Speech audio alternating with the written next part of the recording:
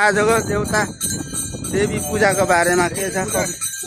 हाम्रो 2082 साल वैशाख 29 गतेको देवी पूजा भव्य र सभ्यताका साथ हाम्रो समापन भएको छ। हाम्रो पुजारी मनकुमार लिम्बुज्यूले हामीलाई धेरै सहयोग गर्नुभएको अवस्था छ। उहाँलाई धेरै धेरै धन्यवाद। लगायत हाम्रो यहाँ सेकेन्ड पुजारी हुनुहुन्छ हाम्रो होमबहादुर लिम्बुज्यू, उहाँले पनि पूर्ण रूपमा सहयोग गरिराख्नु भएको अवस्था छ। उहाँलाई पनि यो पूजा कमिटीको तर्फबाट धेरै धेरै धन्यवाद। र उहाँले जोखाना हेर्ने काम पनि गरिराख्नु भएको छ अन्डा फुटाएर। सम्पूर्ण हाम्रो राजावासवासी आमा बुवा दाजुभाइ दिदीबहिनीहरूले चाहिँ यहाँनिर भव्यताका साथ पूजा समापन गरेको म घोषणा गर्दछु।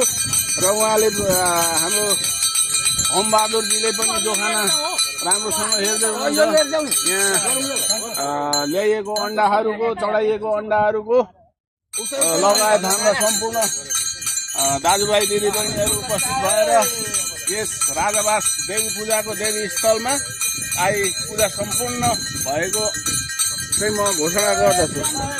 र सम्पूर्णलाई प्रसादको लागि पनि हाम्रो ब्लगर युट्युबर हाम्रो सुकमान केदेम लिम्बुज्यूलाई पनि पूजा कमिटी तर्फबाट धेरै धेरै धन्यवाद। र सम्पूर्णलाई यहाँ के छ प्रसाद खानलाई के 11 बजेदेखि 12 बजे भित्रमा प्रसाद ग्रहण गरिदिनु हुन हाम्रो सम्पूर्ण उपस्थिति जमदार काइला पहिले चाहिँ अब जमदार काइला अहिले गोपाल लिम्बुज्यूको घरमा उपस्थित भइदिनु हुन सम्पूर्णलाई हार्दिक विनम्र अनुरोध पनि गर्दछु। ल धन्यवाद हाम्रो कपिल सर, धन्यवाद।